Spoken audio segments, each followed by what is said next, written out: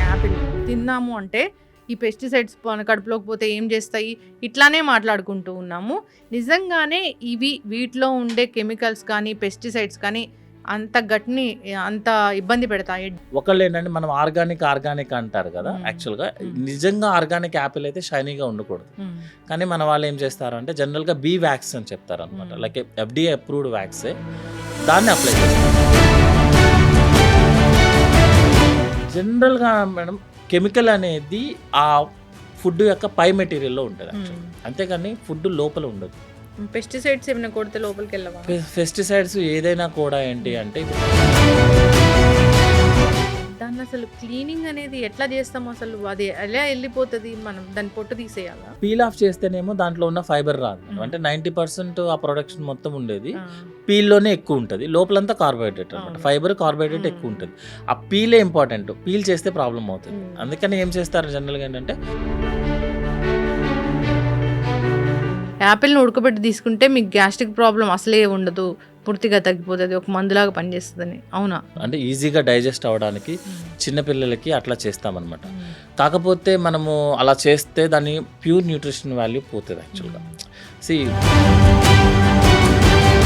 ఎందుకు కొంతమంది ఏదైనా ఒక ఫ్రూట్ తిన్నా, కొన్ని రకాల వెజిటబుల్స్ తీసుకున్నా, ఏం తీసుకున్నా గ్యాస్ట్రిక్ ఇష్యూ వస్తుందని చెప్తూ ఉంటారు. జనరల్గా అబ్జర్వ్ చేసేది ఏంటంటే కొంతమందికి గోంగూర టైపు, బెండకాయ తిన్నా కూడా లేక దురదలు రావటం జరుగుతుంది, దట్ ఈస్ ఎలర్జీ అనమాట. వాళ్ళకి ఆ ప్రొడక్ట్ పడదు. ఇప్పుడు బనానానే ఉంది, దాన్ని సెమీ రైప్ అన్నా ఫుల్లీ రైప్ అన్నా ఎట్లా తినాలి? గట్టికి ఏదైనా సరే నార్మల్ రైప్ అనమాట, అంటే స్టాండర్డ్గా మనం చెప్తారు కదా, లైక్ దూరగా ఉన్నదనో వాట్ ఎవర్ థింగ్.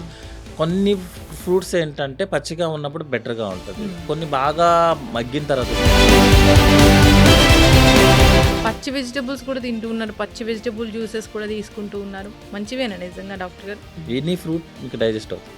వెజిటేబుల్స్ అనే దాంట్లో ఏంటంటే మోర్ ఫైబర్ ఉంటుంది యాక్చువల్గా. ఆ షెల్ కూడా చూస్తే ఇప్పుడు మీరు బీరకాయ కానీ ఏం చూసుకున్నా షెల్ అనేది చాలా టఫ్గా ఉంటుంది. నాన్ వెజ్ జంక్ ఫుడ్స్ ఎప్పుడు రెగ్యులర్గా తీసుకున్నప్పుడు ఏముండదు, ఒక్కొక్కసారి మాత్రమే ఇలాంటి ప్రాబ్లం ఎందుకు వస్తుంది? ఎవరైనా డిన్నర్ ఆఫర్ చేశారనుకో, మనం జనరల్గా చెప్పేదంటే నేను లంచ్ కూడా చేయలేదు, రెడీ ఉన్నానని చెప్తాం. అప్పుడు ఏంటంటే ఎక్కువ తినేస్తాం, మన కెపాసిటీ కన్నా దాటి తినేస్తాము. అదేవిధంగా carbonated drinks. Welcome to I dream media.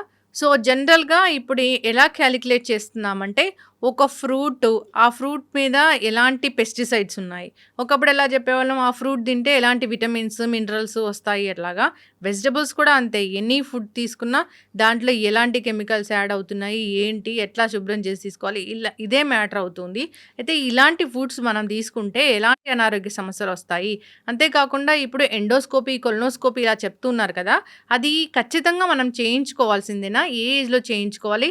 ఎలాంటి డిసీజులు డిటెక్ట్ అవుతాయి? ఎప్పుడు చెప్తారు డాక్టర్స్ గ్యాస్ట్రిక్ ప్రాబ్లము, లేదా మనమే చెప్తాము గ్యాస్ట్రిక్ ఇష్యూతో బాధపడుతున్నామని, అసలు ఎలా డిఫైన్ చేస్తారు? పూర్తి వివరాలు తెలుసుకుందాం. మనతో పాటు ప్రముఖ surgical gastroenterologist doctor Srimannarayana ఉన్నారు, from Yashoda hospital, Somajiguda. Doctor గారు నమస్తే. అంటే డాక్టర్ గారు, జనరల్గా ఇప్పుడు చెప్పుకున్నట్లుగానే ఒక యాపిల్ తిన్నాము అంటే యాన్ యాపిల్ ఏ డే అట్లా చెప్పే రోజులు పోయి, ఈ యాపిల్లో ఎంత వ్యాక్స్ ఉంది, ఈ వ్యాక్స్ తీసుకుంటే కడుపులోకి పోయి ఏం చేస్తుంది, లేదా ఈ వెజిటబుల్స్ ఇవి ఏ వాష్తో మనం శుభ్రం చేయాలి, ఈ పెస్టిసైడ్స్ మన కడుపులోకి పోతే ఏం చేస్తాయి, ఇట్లానే మాట్లాడుకుంటూ ఉన్నాము. నిజంగానే వీటిలో ఉండే కెమికల్స్ కానీ పెస్టిసైడ్స్ కానీ అంత గట్ని అంత ఇబ్బంది పెడతాయి, డేంజర్ అవి? జనరల్గా అండి మనకున్న హ్యూమన్ నేచర్ ప్రకారం ఏంటంటే ఒక ఫ్రూట్ కానీ ఒక వెజిటేబుల్స్ కానీ ఫ్రెష్గా నిగనిగలాడుతున్నట్టు షైనీగా వస్తేనే మనం జనరల్గా ప్రిఫర్ చేస్తాం, అది ఫ్రెష్గా ఉందని మనం ఫీల్ అవుతాం అనమాట. సో అందుకనే ఏమవుతుంది అంటే జనరల్గా కూడా ఒక ఫ్రూట్ పాడవకుండా ఉండడం, సపోజ్ యాపిల్ తీసుకుందాం, మోర్ కామన్గా తినేది, ఎందుకంటే Apple per day avoid the doctor అన్నట్టు. సో యాపిల్ని తీసుకుంటే ఏంటంటే యాపిల్ జనరల్గా కూడా నేచర్గా వ్యాక్సిన్ క్రియేట్ చేస్తుంది ఫర్ ఈజ్ ప్రొటెక్షన్ అనమాట. నెక్స్ట్ హెల్దీగా ఉండడం కోసం, ప్రొటెక్షన్ కోసం. నెక్స్ట్ ఏంటంటే షెల్ఫ్ లైఫ్ అని చెప్తాం, అంటే ఒక యాపిల్ ఎన్ని రోజులు ఉండడానికి కోసం అని న్యాచురల్గానే ఒక వ్యాక్సిన్ క్రియేట్ చేస్తుంది. అంటే సో యాపిల్ న్యాచురల్గా కూడా కొంచెం షైనీగా ఉంటుంది. బట్ మనం ఏం చేస్తామంటే జనరల్‌గా బాగా షైనీగా ఉండి హ్మ్. కలర్‌ఫుల్‌గా ఉంటేనే అది ఫ్రెష్ అనుకుంటాము. అవును. దాన్ని మాత్రమే మనం పర్చేస్ చేస్తాం హ్మ్. యాక్చువల్‌గా. సో, వీళ్ళేం చేస్తారు జనరల్‌గా ఏంటంటే 2 టైప్స్ ఆఫ్ కెమికల్స్‌ని యూజ్ చేస్తారు హ్మ్. జనరల్‌గా. ఒకళ్ళేంటంటే మనం ఆర్గానిక్ అంటారు కదా! హ్మ్. యాక్చువల్‌గా హ్మ్. నిజంగా ఆర్గానిక్ యాపిల్ అయితే షైనీగా ఉండకూడదు. హ్మ్. కానీ మన వాళ్ళు ఏం చేస్తారంటే జనరల్‌గా బీ వాక్స్ అని చెప్తారనమాట. హ్మ్. లైక్ ఎఫ్‌డీఏ అప్రూవ్డ్ వాక్సే. దాన్ని అప్లై చేస్తారు. అది యాక్చువల్‌గా ఎడిబుల్ వాక్స్ అనమాట. హ్మ్. బట్ ఏంటంటే ఇప్పుడు కమర్షియల్‌గా లార్జ్ ప్రొడక్షన్ చేసేటప్పుడు అవన్నీ చేయడం కుదరదు. హ్మ్. ఎఫ్‌డీఏ అప్రూవ్డ్ వాక్స్ చేయాలంటే అతనికి యాపిల్ కన్నా అదే ఎక్కువ కాస్ట్ అవుతది. అందుకని ఏం చేస్తారంటే మనం పెట్రోలియం బేస్డ్ హ్మ్. వాక్స్‌ని, జెల్లీస్ నెక్స్ట్ స్ప్రేస్ యూజ్ చేసి ఆ యాపిల్‌ని మనకి కలర్‌ఫుల్‌గా, షైనీగా లేగా క్రియేట్ హ్మ్. చేస్తారు.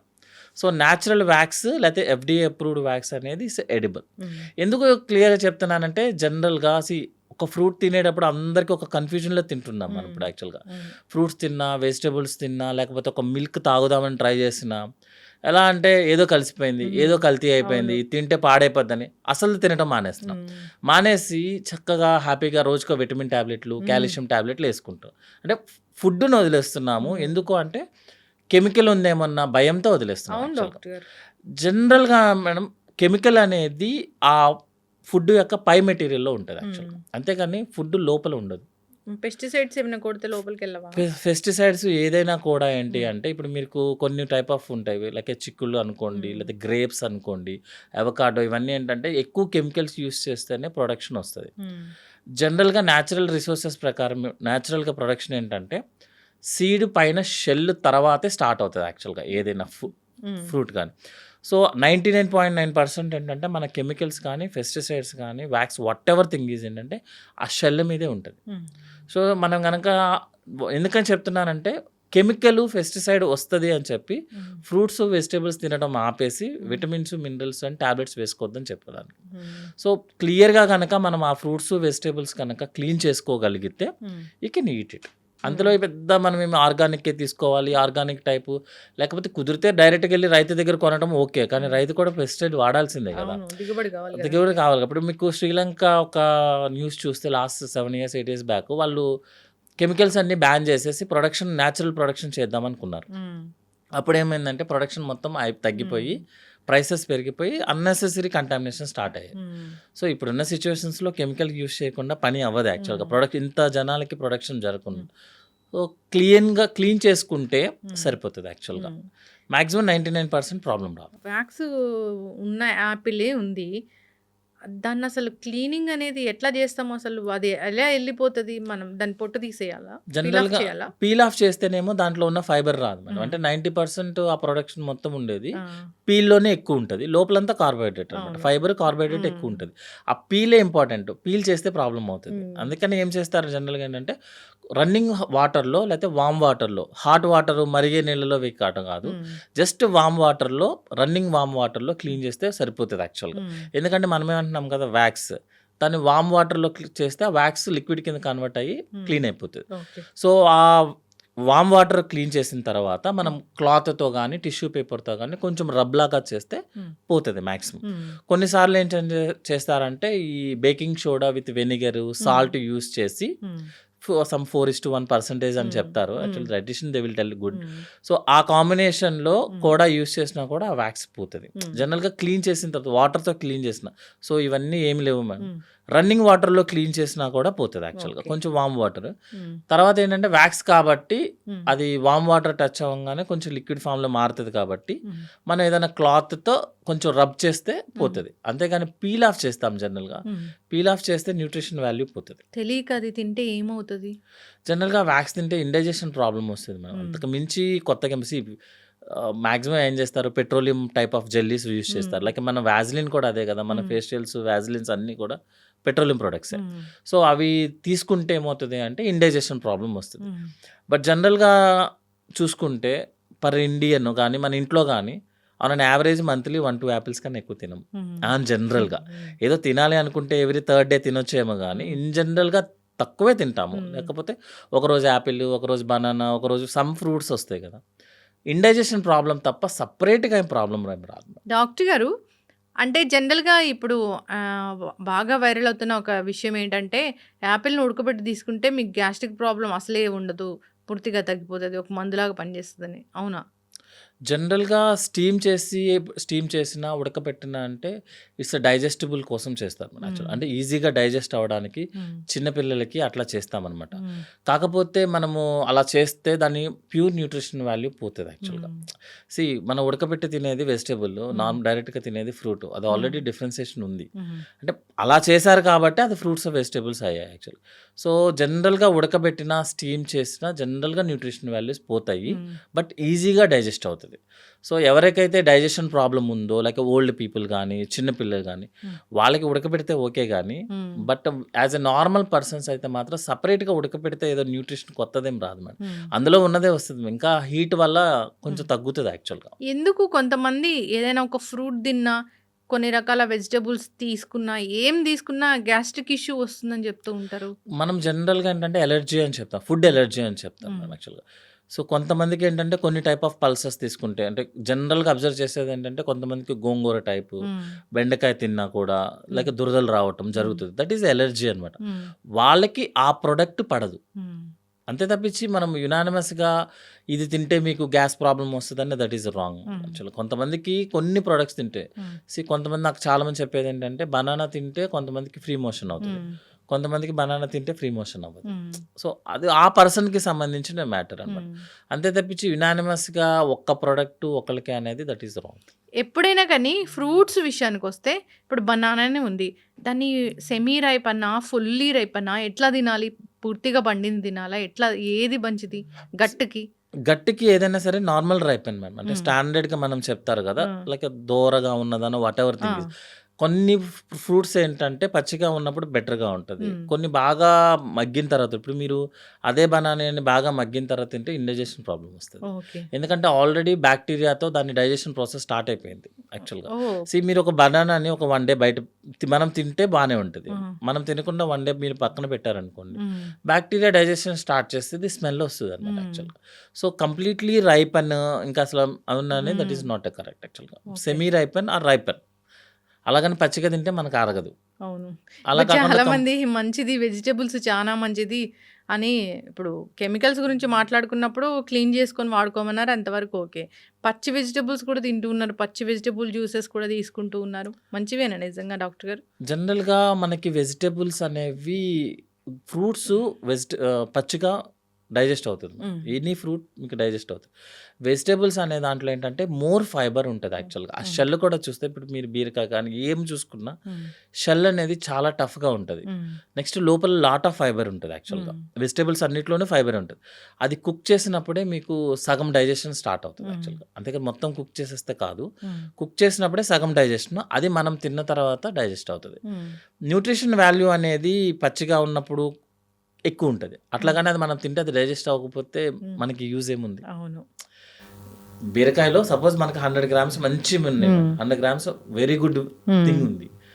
మనకది అరగకపోతే, డైజెస్ట్ అవ్వకపోతే అది 100 గ్రామ్స్ ఉంటే మనకేంటి? 100 హ్మ్. గ్రాములు అవును. ఎక్కువుంటే మనకేంటి? అవును. సో, డైజెస్ట్ అవ్వాలంటే వెజిటబుల్స్ హాస్ టు కుక్. హ్మ్.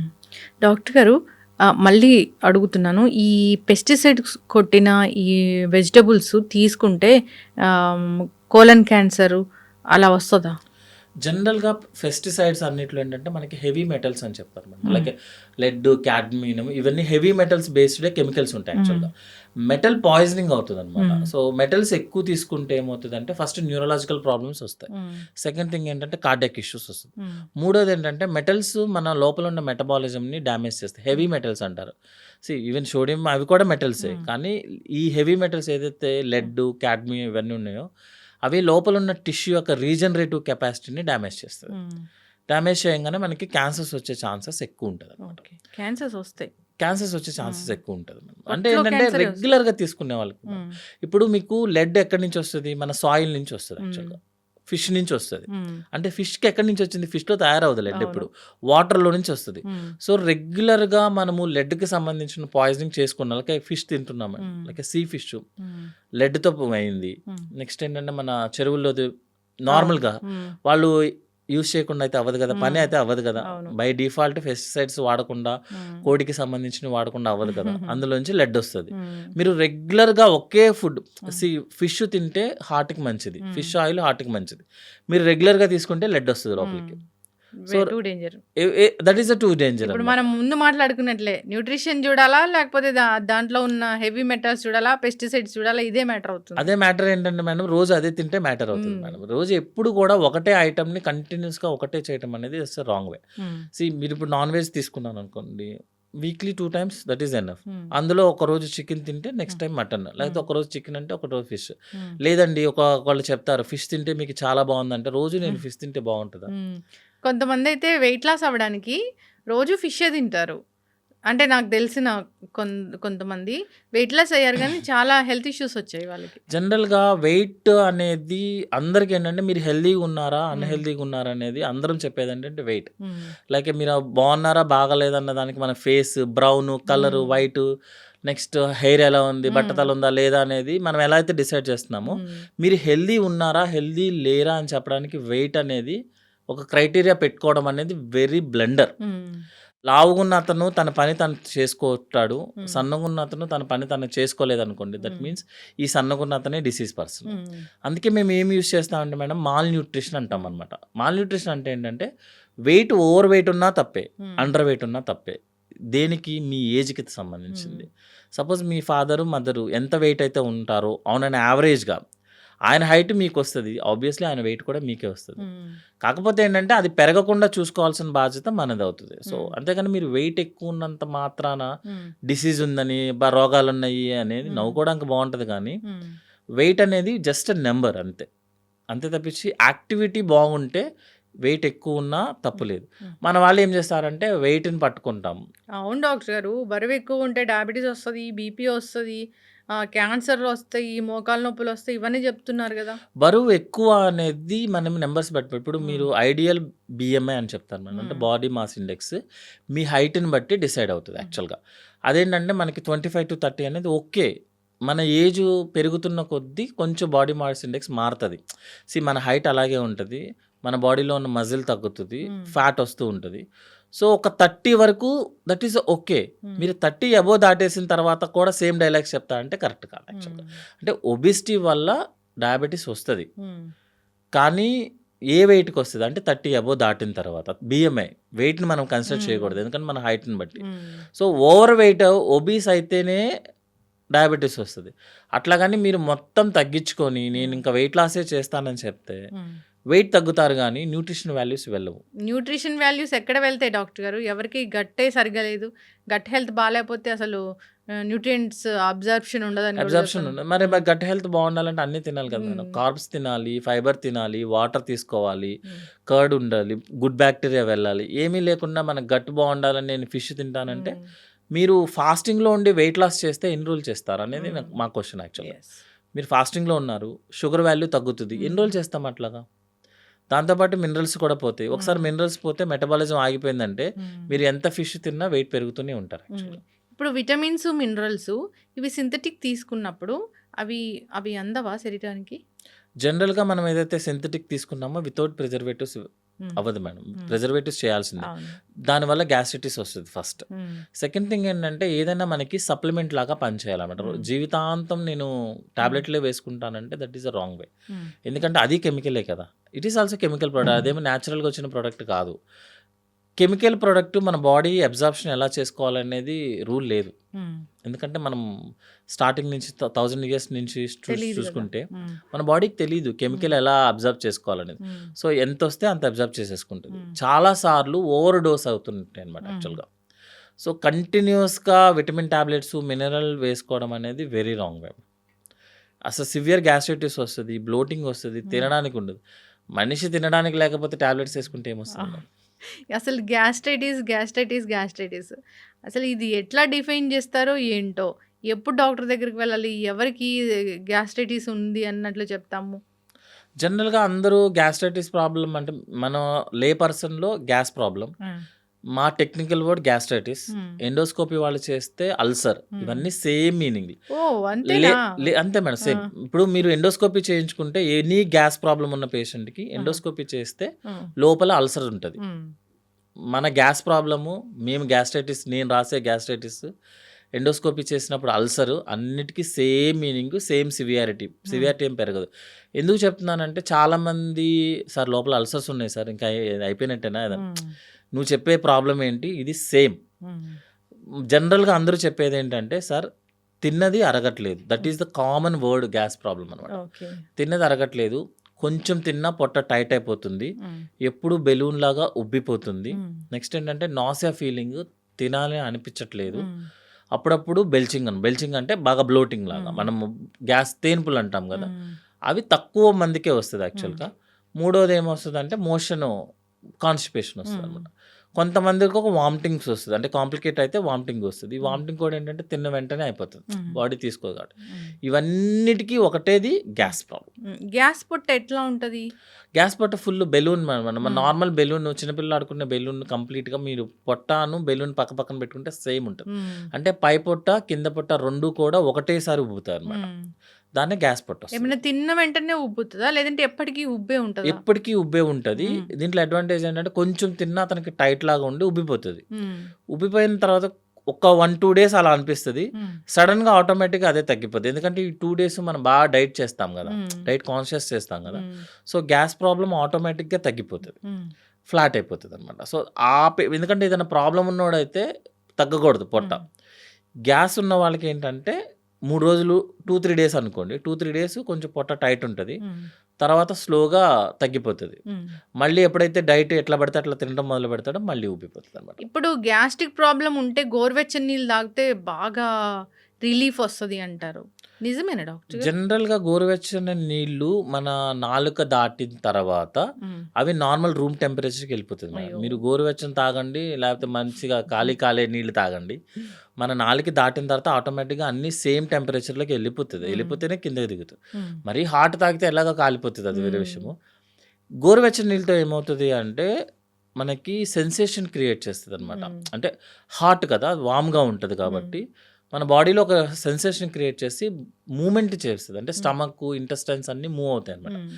అందుకే గోరువెచ్చని నీళ్లు తాగిన తర్వాత చాలా మందికి మోషన్ ఎళ్ళాలన్న ఫీలింగ్ వస్తది హ్మ్. యాక్చువల్‌గా. ఇప్పుడు స్మోక్ చేసేది కూడా అంతే. ఆ స్మోక్ చేసిన తర్వాత నికోటిన్ వల్ల హ్మ్. అతనికి మూవ్‌మెంట్ వస్తది. మూవ్‌మెంట్ హ్మ్. అంటే మోషన్ మూవ్‌మెంట్ వస్తది. హ్మ్.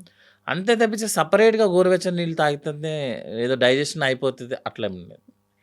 పొట్ట బాగా పట్టేసినట్లుగా అంటే అది ఒక ఫ్రీజింగ్ మూమెంట్ లాగా అనిపిస్తూ ఉంటే దాన్నేమంటారసలు? పొట్ట బాగా పట్టేసింది సడెన్‌గా. అంటే 1, 2 డేస్‌లోనే పొట్ట బాగా పట్టేసింది, టైట్ అయిపోయింది హ్మ్. అంటే అది గ్యాస్ ప్రాబ్లమ్ మేడం. మొత్తం పొట్ట అలాగే pregnancy yeah! Ninth month pregnancy అప్పుడు పొట్ట హ్మ్. ఎట్లా ఉంటదో సేమ్ అదే ఉంటదనమాట. దానికి గ్యాస్ ఉన్న వాళ్ళకి మాత్రమే మొత్తం పొట్టంతా పట్టేసినట్టు హ్మ్. ఉంటది.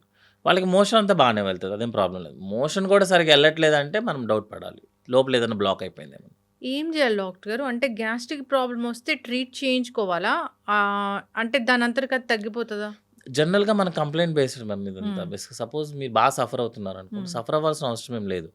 టాబ్లెట్స్, సిరప్ యూజ్ చేసుకుంటే మీ గ్యాస్ ప్రాబ్లమ్ తగ్గుతది. హ్మ్. ఇమ్మీడియేట్‌గా అంటే ఏదో ఈనో గాని, సోడా గాని తాగితే కొంచెం తగ్గుతది. హుహు. అవే ఈనో, సోడా కంటిన్యూ చేయడం కుదరదు. అంటే జనరల్‌గా గూడా అట్లా పట్టేసున్నప్పుడు సోడా తీసుకోవచ్చా? అంటే ఇమ్మీడియేట్ రిలీఫ్ కావాలంటే జనరల్‌గా హ్మ్. సోడా యూజ్ చేస్తారు మేడం హ్మ్. యాక్చువల్‌గా. ఈవెన్ ఈనో గాని, సోడా గాని హ్మ్. ఇమ్మీడియేట్ రిలీఫ్ 1 మినిట్, 2 మినిట్స్‌లో అవును. రిలీఫ్ కావాలంటే యూజ్ చేస్తారది. హ్మ్. మనం కాపోతే కంటిన్యూ‌గా యూజ్ చేసినప్పుడు డ్యామేజ్ ఎక్కువ జరుగుతది. హ్మ్. సో, మెడికల్లీ ఇండికేటెడ్ అయితే కాదు. హ్మ్. బట్ జనరల్‌గా దాని రియాక్షన్ ప్రకారం ఏంటంటే ఇమ్మీడియేట్ రిలీఫ్ అయితే వస్తది. హ్మ్. తర్వాత మాత్రం మళ్ళీ పెరుగుతది హ్మ్. సైజు. సో, మనం సఫర్ అవుతుంటే ట్రీట్మెంట్ యూజ్ చేయమని చెప్తాం. హ్మ్. లేదు కొంచెమే ఇబ్బందుందంటే డైట్‌తో మేనేజ్ చేయమని హ్మ్. చెప్తాము. డైట్‌తో మేనేజ్ జేయొచ్చా? అంటే మన సఫర్ బట్టి మేడం. ఇప్పుడు హ్మ్. సపోజ్ మీరు పొట్టంతా టైట్‌గా ఉంది. మీరు ఏ హ్మ్. డైట్ చేసి మేనేజ్ అదే చేస్తారు? గదా! మీరు డిస్కంఫర్ట్‌గా ఉన్నారు. రూమ్‌లో అసలు కష్టమవుతుంది. హ్మ్. నడవడమే కష్టమవుతున్నప్పుడు, హ్మ్. సఫర్ అవుతున్నప్పుడు మాత్రం మెడికేషన్స్. హ్మ్. లేదు మేనేజబుల్ అంటే డైట్‌తో మేనేజ్ చేస్తాం. Biryani non veg junk foods ఎప్పుడు రెగ్యులర్‌గా తీసుకున్నప్పుడు ఏముండదు. ఒక్కొక్కసారి మాత్రమే ఇలాంటి ప్రాబ్లమ్ ఎందుకొస్తది? జనరల్‌గా ఏంటంటే మనము కొన్ని రోజులు బాగా డైట్ చేసి సడెన్‌గా బింజ్ ఈటింగ్ చేస్తే వచ్చేస్తది. ఓహ్! అలా కాకుండా కంటిన్యూయస్‌గా చేసినప్పుడు ఎక్కువ రోజులు చేసినా కూడా హ్మ్. ప్రాబ్లమ్ వస్తది. హ్మ్. నెక్స్ట్ ఏంటంటే బయట స్పైసీ లేకపోతే సపోజ్ మీరు చాలామంది జోక్‌గా చెప్తాము. హ్మ్. ఎవరైనా డిన్నర్ ఆఫర్ చేశారనుకో, మనం హ్మ్. జనరల్‌గా చెప్పేదంటే నేను లంచ్ కూడా చేయలేదు రెడీ ఉన్నానని హ్మ్. చెప్తాం. హ్మ్. అప్పుడేంటంటే ఎక్కువ తినేస్తాం. మన హ్మ్. కెపాసిటీ కన్నా దాటి తినేస్తాము. హ్మ్. అదేవిధంగా కార్బోనేటెడ్ డ్రింక్స్ హ్మ్. లైక్ సోడా కానివ్వండి, హ్మ్. కోలా కానీ వాటెవర్ థింగ్ ఈజ్ యూజ్ చేస్తే గ్యాస్ట్రిక్ ప్రాబ్లమ్ ఎక్కువొచ్చేస్తది. డాక్టర్ గారు, ఇప్పుడు పెళ్ళిళ్ళకి గానీ, ఎనీ ఫంక్షన్ గానీ, ఇప్పుడు ఎట్లా ఉందంటే చైనీసు ఏదో పేర్లు పెట్టేసి అది ఇది పెట్టేస్తూ ఉంటారు. డిఫరెంట్ డిఫరెంట్ ఐటెమ్స్ అన్నీ పెట్టిస్తూ ఉంటారు. అన్నీ అట్లా కాంబినేషన్ ఆఫ్ ఐటెమ్స్ అన్నీ తినొచ్చా? జనరల్‌గా శాండ్‌విచ్ అంటే ప్రాబ్లమ్ అవుతది మనకి. హ్మ్. ఎందుకంటే ఒకటేమో ఫుల్ కుక్డ్ ఉంటది. శాండ్‌విచ్ గాదు. చైనీస్. మనకి శాండ్‌విచ్ లాగే అవుతది మేడం. లోపలికెళ్ళిన తర్వాత అంతే కదా! ఓహ్! శాండ్‌విచ్చే కదా! అదేంటంటే ఇండియన్ టైప్ ఆఫ్ ఫుడ్ ఏంటంటే ఆ! మొత్తం ఫుల్ కుక్డ్ ఉంటది. ఆ! సో, డైజెషన్ ప్రాసెస్ ఒక రకంగా చేయాలి. ఆ! చైనీస్ టైప్ ఆఫ్ మిగతా ఫుడ్ ఏంటంటే హాఫ్ కుక్డ్ ఉంటదనమాట. అవును. మన డైజెషన్ ప్రాసెస్ మళ్ళీ డిఫరెంట్‌గా చేయాలి. హ్మ్. అంటే మీరు 2 ఫుడ్‌లు ఒకేసారి లోపలికి పంపిస్తే ఏ హ్మ్. ఫుడ్‌ని డైజెషన్ చేయడానికి ఇబ్బందవుతది. కన్‌ఫ్యూజ్ అవుతది. అందుకనేంటంటే మల్టిపుల్‌గా తిన్న వాళ్ళకి ఇబ్బందవుతది. ఇప్పుడు హ్మ్. సపోజ్ మీరు చూడండి హ్మ్. కంప్లీట్‌గా నాన్ వెజ్ తిన్న అతనికి ప్రాబ్లమ్ రాదు. హ్మ్. అదే రోజు. హ్మ్. కంప్లీట్ వెజ్ తిన్న అతనికి ప్రాబ్లమ్ రాదు. హ్మ్. కొంతమంది హడావిడి బ్యాచ్ ఉంటది. 2 హ్మ్. తింటారనమాట. హుహు. అంటే 2 మిక్స్ చేసేసి వాడి ఇష్టం అనమాట. ఆ! తనకి ప్రాబ్లమ్ అవుతది యాక్చువల్‌గా. అంటే అదేమో డిఫరెంట్ వెరైటీ. ఇది డిఫరెంట్ కదా! రోటీ తింటారు. నూడిల్స్ ఇంకా తింటారు. మీరు బఫేలో పెట్టిన ప్రతి ఐటెమ్‌ని టచ్ ఆ! చేస్తారు. వాళ్ళకి ఎక్కువ ఇబ్బందవుతది. హ్మ్. చాలామంది ఏం చేస్తారంటే వాడికి ఏ ఐటెమ్ కావాలంటే అది తినేసేసి పక్కకెళ్ళిపోతాడు. హ్మ్. అతనికి ప్రాబ్లమ్ ఎప్పుడు రాదు. ఎందుకంటే ఫుడ్ వల్లే అనమాట. డైజెషన్ అంతా. హ్మ్. అంటే సెమీ కుక్డ్ ఏమో డైజెషన్ ఒక రకంగా చేయాలి. హ్మ్. ఫుల్ కుక్డ్ ఏమో ఒక రకంగా చేయాలి. మీరు 2 మిక్స్ చేసి లోపలికి పంపిస్తే శాండ్‌విచ్. దాని తర్వాత ఐస్ క్రీమ్ తింటే? Ice cream is the sugar type of ఆ! మేడం. అది డైజెషన్ ప్రాసెస్‌లో రాదసలు ఆ! యాక్చువల్‌గా. ఏం ఈ చెయ్యదా డాక్టర్ గారు పొట్టనది? ఇది ఈజీగా అబ్జార్బ్ అయిపోతది మేడం. హ్మ్. అది జస్ట్ షుగర్ లోపలికెళ్ళిపోతది. యాడ్ అయిపోతది అంతే. హ్మ్. అదేమి ఆల్రెడీ మొత్తం కంప్లీట్‌లీ ప్రాసెస్డ్ ఫుడ్ అది. హ్మ్.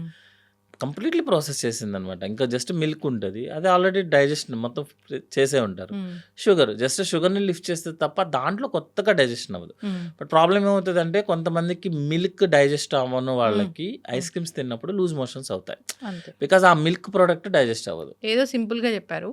ఎప్పుడైనా అట్లా డిన్నర్ హెవీగా జేసి ఆహ్, బాగా గ్యాస్ పట్టేసి అది గుండె నొప్పికి ఎళ్ళి ఊపిరాడని పరిస్థితి అట్లా వస్తదా డాక్టర్ గారు? బాగా హెవీగా తీసుకున్నప్పుడు మనకి లోపల గ్యాస్ అక్యుములేట్ ఎక్కువైపోయి హ్మ్. మనకి డయాఫ్రామ్ అని ఉంటుంది. మన హ్మ్. హార్ట్ కింద ఒక డోర్ లాగా వస్తదనమాట. హ్మ్. అంటే రూమ్ లాగా అనుకోండి. హ్మ్. ఈ స్టమక్ ఎప్పుడైతే బాగా ఎక్స్‌పాండ్ అవుతదో, హ్మ్. ఆ డయాఫ్రామ్‌ని ప్రెస్ చేస్తది. ప్రెస్ చేయంగానే మనకి హార్ట్ మీద ప్రెషర్ హ్మ్. పడతదనమాట.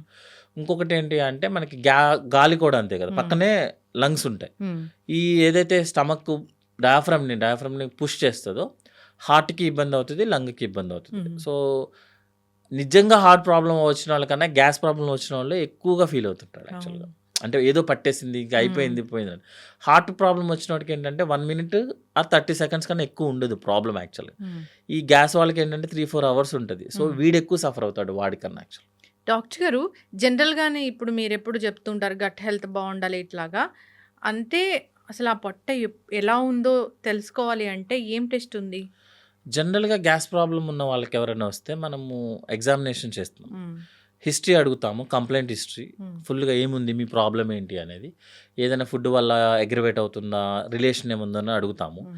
మోషన్ ప్రాబ్లమ్స్ ఏమైనా ఉన్నాయని అడుగుతాము. తర్వాత ఏంటంటే ఎగ్జామినేషన్ చేస్తామనమాట. హ్మ్. ఎగ్జామినేషన్ ఎందుకు చేస్తామంటే జస్ట్ ఏ ఏరియాలో ఉన్నా సరే పెయిన్ ఉందా? ఏమన్నా ప్రాబ్లమ్ ఉందా? లేతే గెడ్డల్లాగా ఏమన్నా తగులుతున్నాయా? లేకపోతే ఏంటంటే టెస్టులు పెరిగిపోతుంటాయి అనవసరం. సో, ఎగ్జామినేషన్ అయిపోయిన తర్వాత ఫస్ట్ మెడిసిన్స్ ఈ పేషెంట్‌కి ఓన్లీ గ్యాస్ ప్రాబ్లమ్ ఉంది అంటే ఫస్ట్ మెడిసిన్స్ ఇచ్చి ట్రై చేస్తాం. హ్మ్. మెడిసిన్స్, డైట్ మోడిఫికేషన్ చేస్తాము. హ్మ్. అప్పటికి పేషెంట్‌కి తగ్గట్లేదు సార్ అన్నప్పుడు మనం ఒక అల్ట్రాసౌండ్ చేస్తాం ఫస్ట్ హ్మ్. వన్. హ్మ్. ఎందుకంటే అల్ట్రాసౌండ్‌లో మనకి ఏమన్నా స్టోన్స్ ఉన్నాయా? లైక్ గాల్ బ్లాడర్‌లో స్టోన్స్ ఉన్నాయా? అని హ్మ్. చెప్తది యాక్చువల్‌గా. హ్మ్. ఎందుకు అంటే గాల్ బ్లాడర్‌లో ఉన్న స్టోన్స్ ఉన్న పేషెంట్ మీరు ఏం ట్రీట్మెంట్ ఇచ్చినా, డైటరీ మోడిఫికేషన్ చేసినా హ్మ్. గ్యాస్ ప్రాబ్లమ్ తగ్గదు. హ్మ్. సో, అందుకే ఫస్ట్ అల్ట్రాసౌండ్ చేస్తాము. మిగతా లివర్ ఎలా ఉంది, కిడ్నీ ఎలా ఉంది అన్నీ చూస్తదది. హ్మ్. అప్పటికి పేషెంట్‌కి తగ్గలేదు, గాల్ బ్లాడర్ అంతా నార్మల్‌గా ఉందంటే అప్పుడు ఎండోస్కోపీ చేస్తాం. గాల్ బ్లాడర్‌లో స్టోన్స్ ఉన్నా గాని యాసిడిటీ వస్తదా? గాల్ బ్లాడర్‌లో స్టోన్ ఉన్న indigestion problem. Indigestion problem common వర్డే ఎసిడిటీ ప్రాబ్లమ్. ఓహ్! ఎందుకంటే గాల్ బ్లాడర్ ఫంక్షన్ చేయాలి కదా మేడం. సపోజ్ గాల్ బ్లాడర్ దాని ఫంక్షన్ చేయట్లేదు, కాన్సన్ట్రేటర్ ఏం పని చేయట్లేదు అనుకోండి, అప్పుడు స్టోన్ వస్తుంది. సో ఇండైరెక్ట్గా ఏంటి, గాల్ బ్లాడర్ పని చేయట్లేదు, సో ఇండైజెషన్ ప్రాబ్లం వస్తుంది. ఓకే. కంప్లైంట్ ఇద్దరికి సేమ్ ఉంటుంది. గాల్ బ్లాడర్లో స్టోన్ ఉన్న పేషెంట్ కంప్లైంట్, గ్యాస్ ప్రాబ్లం ఉన్న పేషెంట్ కంప్లైంట్ ఒకటే, ఆల్మోస్ట్ ఒకటే.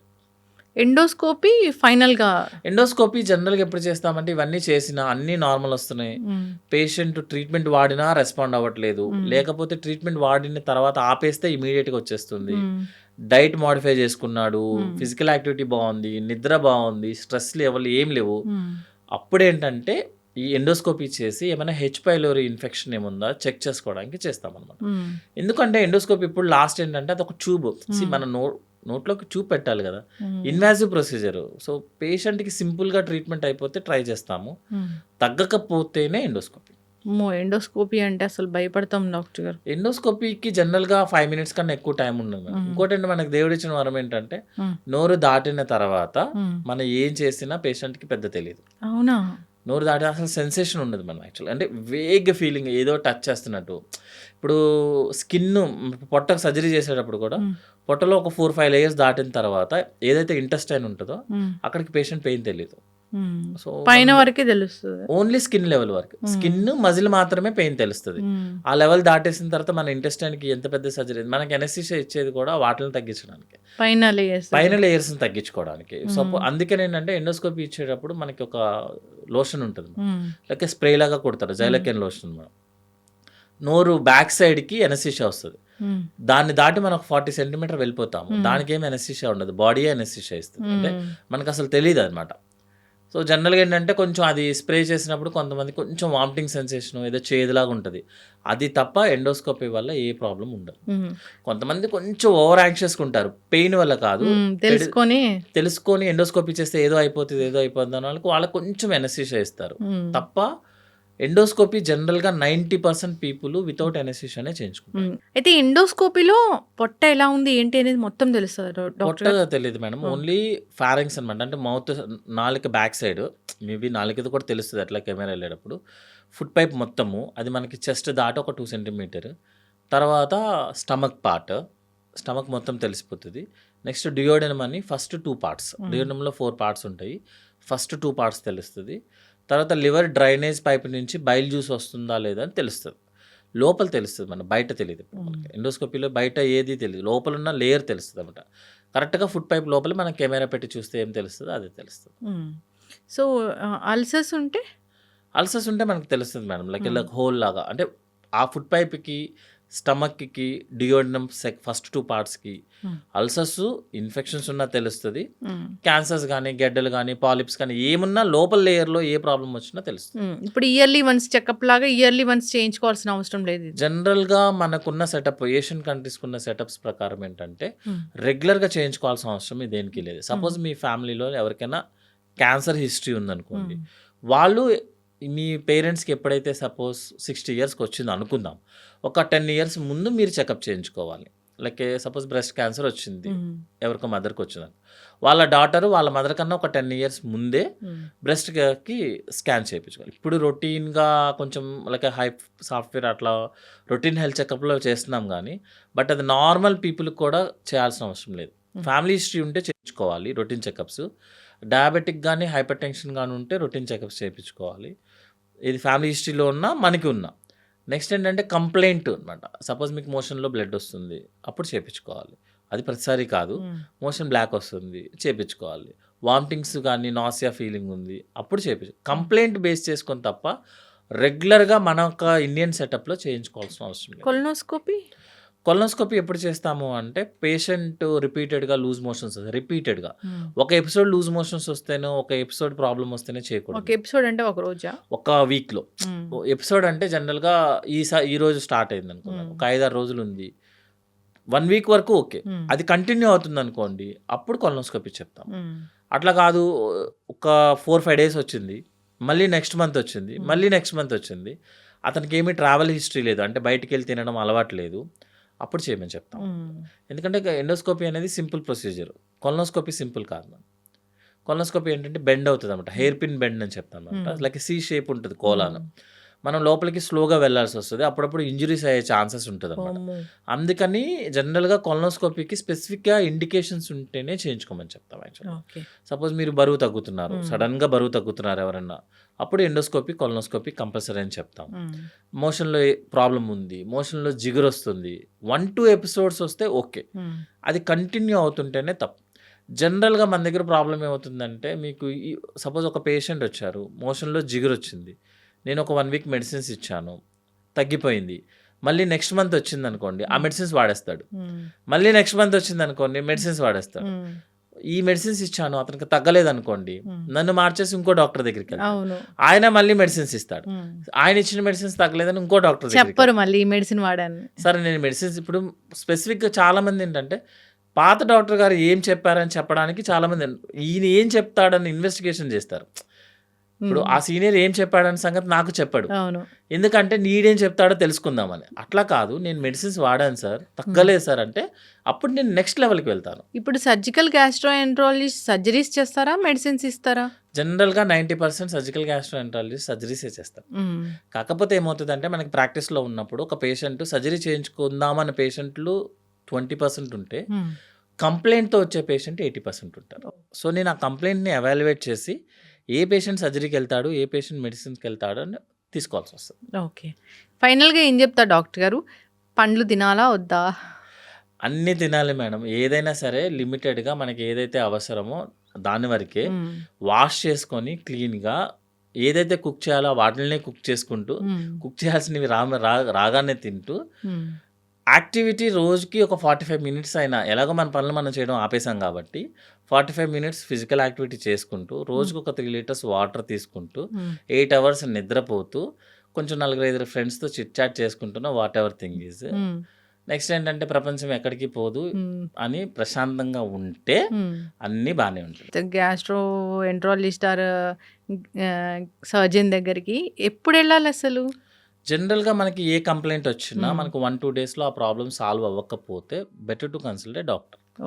ఫస్ట్ నేను ప్రిఫరబుల్గా అయితే ఫస్ట్ మీరు జనరల్ ఫిజిషియన్ కలవండి, what ever thing is starting problems. అతను ఎవాల్యుయేట్ చేసిన తర్వాత, ఎందుకంటే అది బ్రాడ్ వ్యూ ఉంటుంది మేడం. ఇప్పుడు అంతేగాని ఒక లూజ్ మోషన్స్ వస్తే సర్జికల్ గ్యాస్ట్రో దగ్గరికి పరిగెత్తరమని చెప్పడం అనేది అన్యాయం యాక్చువల్గా. ఫస్ట్ జనరల్ ఫిజిషియన్ చూశారు, తగ్గట్లేదు, అప్పటికీ తగ్గట్లేదు, రిపీటెడ్గా వస్తుంది అనుకోండి, అప్పుడు స్పెషలిస్ట్ డాక్టర్ని కలవాలి. నెగ్లెక్ట్ చేయకుండా వాడిచ్చాడు తగ్గలేదు, వీడిచ్చాడు తగ్గలేదు. ఎందుకంటే జనరల్గా మేము ఇప్పుడు ఉన్న టెరిటరీ సెంటర్స్ కదా, 10 ఎండోస్కోపీలు 15 కొలనోస్కోపీలు లేనిది చాలా పేషెంట్స్ రారు. ఇతను చూస్తాడు, అతను చెప్పింది సరిగ్గా వినడు, నెక్స్ట్ ఇంకో పేషెంట్ వెళ్ళిపోతూనే ఉంటారు. అట్లా కాకుండా ఒకే డాక్టర్ని ఫాలో అవుతూ, లేకపోతే నెక్స్ట్ కంప్లీట్ అప్గ్రేడ్, కంప్లీట్గా సూపర్ స్పెషాలిటీ డాక్టర్. మళ్ళీ మధ్య మధ్యలో ఒకసారి జనరల్ ఫిజిషియన్, ఇంకొకసారి జనరల్ సర్జరీ, ఇంకోసారి ఎంబీబీఎస్ డాక్టర్, ఇంకోసారి పక్కింటి డాక్టర్, అట్లా కాదు. ఒక లెవెల్ ఆఫ్ డాక్టర్ దగ్గర మనకి సెట్ అవ్వకపోతే immediately super specialist. Yes, thank you so much doctor గారు, చాలా చక్కగా చెప్పారు. ఏదైనా భయపడాల్సిన పని లేదు. సో దీని గురించి అవగాహన ఉండాలి. దీనివల్ల ఏమి ఈ పెస్టిసైడ్స్ ఇవి తీసుకుంటే పెద్ద పెద్ద క్యాన్సర్లు అట్లా ఏమీ రావు. మీరు ప్రాపర్ వే ఉంది క్లీన్ చేసుకోవడానికి. సో అవి లోపలికైతే దాటదు మేడం, షెల్ దాటదు. ఎస్, ఫాలో అవ్వాలని కోరుకుందాం. భయాలు ఉన్నాయి, ఆ భయాల గురించి ఈ స్పెషల్ ఎపిసోడ్స్ ఫాలో అవ్వాలని కోరుకుందాం. చాలా చక్కటి ఇన్ఫర్మేషన్ డాక్టర్ గారు, ధన్యవాదాలు. Sir, one life lesson what medicine has taught you. Whatever you can do without expecting. But I really believe మన పాజిటివ్ యాటిట్యూడ్ ఉంటేనే మనం ఏదైనా సాధించగలం. గట్ని మనం కరెక్ట్గా డీల్ చేసినట్లయితే అది మనకి పాజిటివ్ హార్మోన్స్ని రిలీజ్ చేస్తుంది. షుగర్ వచ్చిన వాళ్ళ పరిస్థితి ఏంటి? పొట్ట దగ్గర పెరిగితే దాన్ని ఆండ్రాయిడ్ అంటారు, ఆండ్రాయిడ్ ఫోన్ కదా. అసలు థాట్స్ ఎందుకు వస్తాయి? బ్రెయిన్ డెడ్ అంటే దానికి ప్రపంచం అంతా కూడా కొన్ని నిర్దిష్టమైనటువంటి లక్షణాలు ఉన్నాయి. మానసికంగా ధైర్యంగా ఉంటే క్యాన్సర్ జయించవచ్చు. You are a doctor for a cause sir, అంతే. వాళ్ళకి వచ్చిన ఆదాయం కాకుండా ఫ్రీ సర్వీస్ ఎంతమందికో చేస్తారు.